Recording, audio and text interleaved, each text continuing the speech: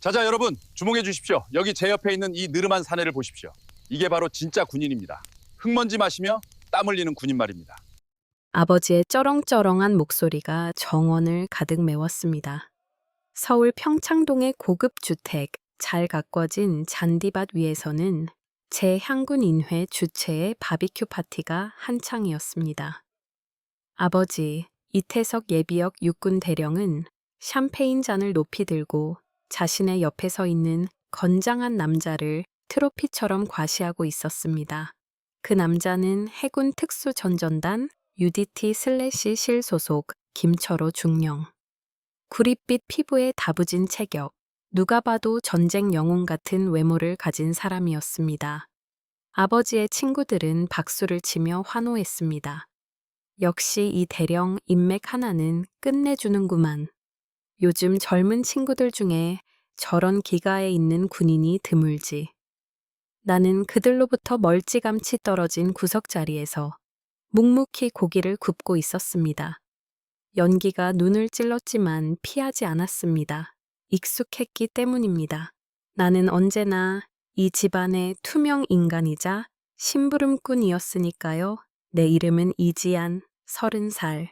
아버지의 눈에 비친 나는 사관학교를 나왔으면서도 현장 지휘관이 되지 못하고 사령부 구석에 처박혀 컴퓨터나 두드리는 실패한 장교였습니다. 아버지가 나를 가리키며 혀를 찼습니다. 어이, 지안아. 거기서 멍하니 있지 말고 맥주 좀 더 가져와라. 김중령님 잔 비었다. 그리고는 손님들을 향해 짐짓 안타까운 척. 하지만 명백한 조롱이 섞인 목소리로 덧붙였습니다. 제 딸입니다만, 군인이라기보다는 공무원이죠. 하루 종일 에어컨 나오는 방에서 모니터나 보고 앉아 있으니 요즘 군대 참 편해졌어요. 그렇죠? 손님들이 킬킬거렸습니다. 김중령조차 어색하게 웃으며 나를 힐끔 쳐다보았습니다. 그의 눈빛에는 악에는 없었지만 무의식적인 우월감이 서려 있었습니다. 현장 요원이 행정직을 바라볼 때의 그 시선. 나는 아무 말 없이 맥주병을 들고 다가갔습니다. 내 손은 기름과 숯 검댕으로 얼룩져 있었습니다. 하지만 그들은 몰랐습니다. 내 오른손 검지 끝에 박힌 굳은 살이 마우스 클릭 때문이 아니라 수천 번의 미사일 발사 버튼 조작 때문에 생긴 것임을. 내가 입고 있는 헐렁한 티셔츠 아래 대한민국 국군 드론 작전 사령부 OSC 최정예 공격 대대의 부대 마크가 문신처럼 새겨져 있다는 것을. 그리고 내 호출명 발키리에가 적군에게는 죽음의 천사로 불리며 현상금 10억 원이 걸린 공포의 대상이라는 사실을 아버지는 항상 말씀하셨습니다. 전쟁은 땀과 피로 하는 거다. 흙바닥을 굴러보지 않은 놈은 군인이 아니야. 그는 80년대식 사고방식에 갇혀있는 사람이었습니다. 그에게 있어 군인이란 총을 들고 돌격 앞으로를 외치는 보병뿐이었습니다. 내가 드론 조종사가 되겠다고 했을 때 그는 코웃음을 쳤습니다. 오락실 게임하러 군대 가냐? 편한 보직 찾아서 도망가는 거겠지. 쯧쯧, 내 딸이지만 참 나약해 빠졌어. 나약하다. 그 단어가 내 가슴을 후벼 팠습니다.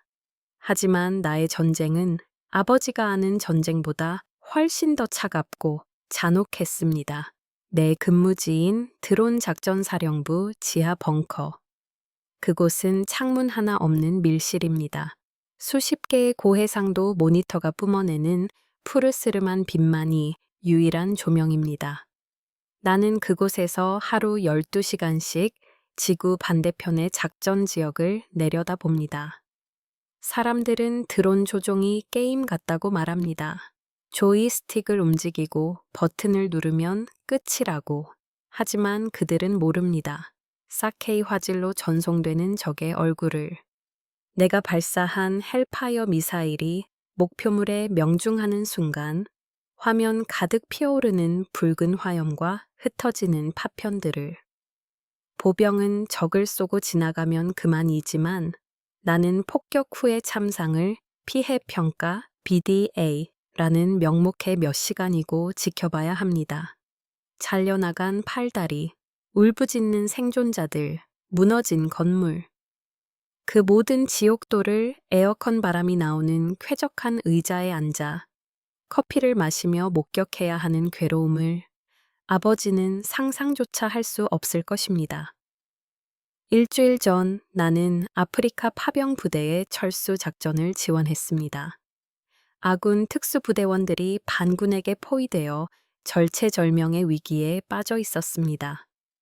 모래폭풍 때문에 헬기도 뜨지 못하는 상황. 유일한 희망은 상공 5km 위에 떠 있는 나의 리퍼 드론뿐이었습니다. 발키리, 여기는 오딘. 탄약이 떨어졌다. 적들이 50m 앞까지 접근했다. 제발, 제발 지원 바란다. 헤드셋을 통해 들려오는 현장 지휘관의 절규. 모니터 속 아군들은 개미떼처럼 몰려오는 적들에게 짓밟히기 직전이었습니다. 나는 심호흡을 했습니다. 내 손끝에 수십 명의 목숨이 달려 있었습니다. 바람을 계산하고 이동 경로를 예측하고 아군의 위치를 피해서 발사. 나직한 내 목소리와 함께 미사일이 발사되었습니다.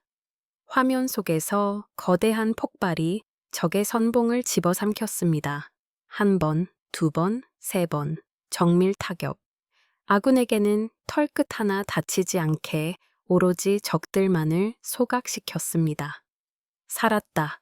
발키리, 당신은 신이야. 지휘관의 안도 섞인 울음소리를 들으며 나는 조용히 헤드셋을 내려놓았습니다. 그리고 화장실로 달려가 위액이 나올 때까지 토했습니다. 이것이 나의 전쟁이었습니다. 땀 대신 식은땀을 흘리고 피 대신 눈물을 삼키는 전쟁. 하지만 아버지는 이 모든 것을 컴퓨터 오락이라고 불렀습니다. 다시 정원 파티장. 김철호 중령은 아버지의 자랑거리가 되어 무용담을 늘어놓고 있었습니다. 네, 지난달 아덴만 작전 때였습니다. 해적놈들이 인지를 방패로 삼고 있었죠. 저희 팀원들이 선박에 진입해서 사람들은 숨을 죽이고 그의 말에 귀를 기울였습니다. 아버지는 어깨를 으쓱하며 추임새를 넣었습니다. 들었지? 이게 진짜 군인이지. 야, 지아나, 너도 좀 와서 들어라. 맨날 사무실에만 박혀 있지 말고 이런 생생한 현장 경험을 들어야 군인 티라도 내지. 나는 억지 미소를 지으며 맥주를 테이블에 내려놓았습니다. 빨리 자리를 뜨고 싶었습니다. 그때 김중령이 이야기를 멈추고 나를 빤히 쳐다보았습니다. 따님, 제가 어디서 뵙지 않았나요? 나는 고개를 저었습니다. 아니요, 저는 현장에 나가는 병과가 아니라서요. 행정직입니다.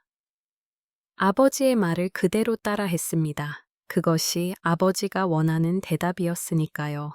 김중령은 고개를 갸웃거렸습니다. 이상하네. 목소리가 아주 낯이 익은데, 그리고 그의 시선이 내 오른쪽 귀 밑에 있는 작은 흉터에 머물렀습니다. 훈련소 시절 유격 훈련 도중 생긴 흉터였습니다. 그 흉터, 혹시 김중령의 표정이 묘하게 변했습니다. 호기심이 의구심으로 그리고 점차 경악으로 바뀌어가고 있었습니다. 하지만 아버지가 끼어들었습니다. 아이고, 김중령님도 참, 얘가 어디 가서 뵐 만한 인물이 아닙니다. 기껏해야 국방부 매점에서 마주쳤겠죠.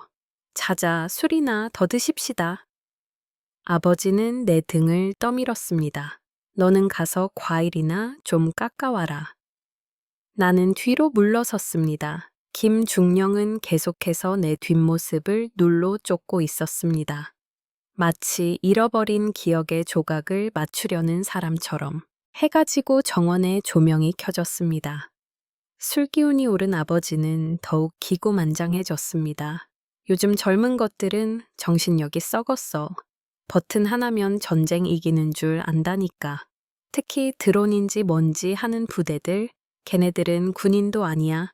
게이머지, 게이머. 아버지는 하필이면 내가 소속된 부대를 콕 집어 비난했습니다. 전쟁터에서 피냄새 맡아본 적도 없는 것들이 훈장은 주렁주렁 달고 말이야. 내 딸년도 마찬가지야. 군복 입은 공무원이지. 그때였습니다. 김중령이 갑자기 자리에서 벌떡 일어났습니다. 의자가 뒤로 넘어가는 소리가 요란했습니다. 모두가 놀라 그를 쳐다보았습니다. 김중령의 얼굴은 창백하게 질려 있었고 손은 부들부들 떨리고 있었습니다. 그는 나를 향해 성큼성큼 걸어왔습니다. 아버지가 당황해서 불렀습니다. 김중령, 왜 그러시오? 술이 과했나? 김중령은 아버지의 말을 무시하고 내 앞에 섰습니다. 185cm의 거구인 그가 작은 체구의 나를 내려다보고 있었습니다. 그의 눈에는 눈물이 고여 있었습니다. 소령님, 그가 떨리는 목소리로 불렀습니다. 아니, 발키리, 정적, 파티장의 모든 소음이 일순간에 사라졌습니다. 아버지가 입을 벌린 채 다가왔습니다. 김중령, 지금 뭐라고 했소? 발키리라니? 그건 무슨 게임 캐릭터 이름이오? 김중령은 아버지를 돌아보지 않고 나를 향해 무릎을 꿇었습니다. 쿵 소리가 잔디밭을 울렸습니다. 대한민국 최정예 특수부대 지휘관이 아버지 말대로라면 행정직 인겨인 내 앞에 무릎을 꿇은 것입니다. 알아보지 못해서 죄송합니다. 정말 몰라 뵀습니다. 김중령은 고개를 숙이고 오열하기 시작했습니다. 지난달 아프리카 작전 오딘 팀의 팀장 김철호입니다. 그때 저희 팀원 12명의 목숨을 구해주신 게 당신이셨군요. 사람들은 웅성거렸습니다. 무슨 소리야? 사람을 구했다고? 지안이가? 아버지는 믿을 수 없다는 표정으로 더듬거렸습니다. 이봐, 김중령, 뭔가 착각한 거 아니오? 내 딸은 그냥 컴퓨터나 하는. 김중령이 고개를 번쩍 들고 아버지를 노려보았습니다. 그의 눈빛은 맹수처럼 사나웠습니다. 대령님, 함부로 말씀하지 마십시오. 이분이 누군지 아십니까? 김중령은 자리에서 일어나 나를 가리키며 소리쳤습니다. 이분은 국군정보사령부와 드론 작전사령부가 통합 운용하는 최정예 타격대 고스트 윙의 에이스입니다. 호출명 발키리. 아군 사이에서는 수호천사로 불리지만 적들에게는 보이지 않는 죽음, 그 자체인 전설적인 분입니다. 김중령은 말을 이었습니다. 지난 작전 때 저희는 반군 200명에게 포위되어 전멸 직전이었습니다. 모래폭풍 때문에 공중 지원도 끊긴 상태였죠. 그때 유일하게 그 폭풍을 뚫고 드론을 조종해서 저희 퇴로를 열어주신 분이 바로 따님이십니다. 이분 아니었으면 저와 제 부하들은 지금쯤 사막의 시체가 되었을 겁니다. 김중령은 다시 한번 내게 거수 경례를 했습니다. 그것은 상관에 대한 의례적인 경례가 아니었습니다. 생명의 은인에 대한 군인으로서 바칠 수 있는 최고의 존경이 담긴 경례였습니다. 필승 이지안 소령님, 당신 덕분에 살아서 가족품으로 돌아갔습니다. 이 은혜 평생 잊지 않겠습니다. 나는 주머니에서 손을 빼고 조용히 답례했습니다. 내 자세는 더 이상 구부정한 심부름꾼 딸이 아니었습니다. 각 잡힌 군인의 자세였습니다. 무사히 돌아오셔서 다행입니다, 중령님. 저는 제 할 일을 했을 뿐입니다. 아버지는 그 자리에 석상처럼 굳어 있었습니다. 샴페인 잔이 그의 손에서 미끄러져 잔디밭에 떨어졌지만 그는 깨닫지 못했습니다. 그가 그토록 무시하고 비웃었던 컴퓨터 오락, 편한 보직. 그것이 사실은 수백 명의 목숨을 짊어진 무게였다는 것을.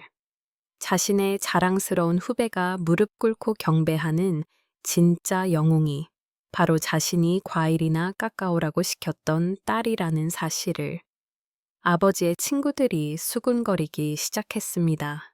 세상에 이 대령딸이 보통 내기가 아니었구만. 우리가 신뢰를 했어.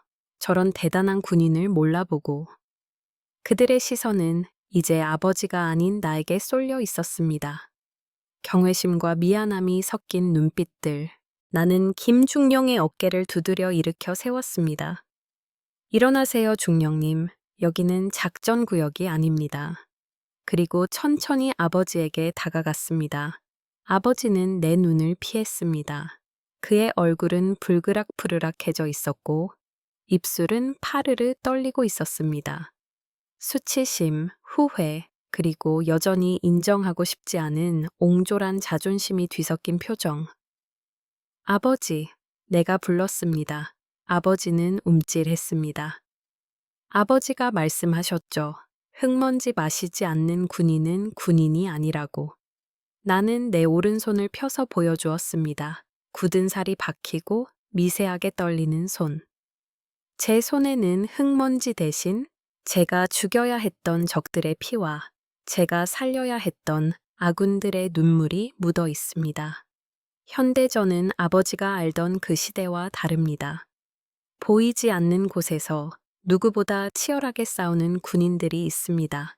그들을 다시는 모욕하지 마십시오. 나는 앞치마를 벗어 아버지 앞에 테이블에 올려두었습니다. 그리고 과일은 직접 깎아 드세요. 저는 이제 복귀해야겠습니다. 제 전우들이 기다리고 있거든요. 나는 뒤도 돌아보지 않고 정원을 걸어 나갔습니다. 김중령이 소령님 모셔다 드리겠습니다. 라고 외쳤지만 나는 손을 들어 제지했습니다. 현관문을 나서자 시원한 밤 공기가 느껴졌습니다. 하늘에는 드론처럼 반짝이는 별 하나가 떠 있었습니다. 집 안에서는 침묵만이 감돌고 있었습니다. 아버지는 아마 오랫동안 그 자리에 서 있을 것입니다. 자신이 평생 지켜온 낡은 신념이 무너져 내린 잔해 속에 갇힌 채 나는 주차장에 세워둔 내 차에 시동을 걸었습니다. 내 차 조수석에는 낡은 전투화와 언제든 출동할 수 있도록 챙겨둔 비상 배낭이 놓여 있었습니다.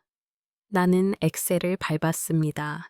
화려한 저택이 100미러 속으로 멀어졌습니다. 나는 더 이상 누군가의 인정을 갈구하는 딸이 아니었습니다. 나는 대한민국 국군 소령 이지안, 누군가의 하늘을 지키는 발키리였습니다.